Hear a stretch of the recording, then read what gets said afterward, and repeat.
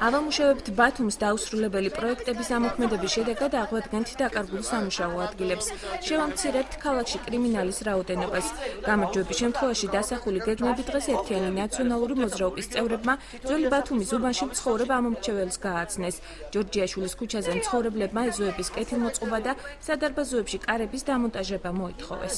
ეზოში მოუწესრიგებელი ეზო გვაქვს. ჯერ ეს კაჩიგარი რატო უნდა იდგას, ეზო რატო არ უნდა იყოს მოწესრიგებული. ერთის კამი არა, გული რო წაგივიდეს და დაჯდე. წყალი არა გვაქვს ეზოში, რო წყალი დავლია.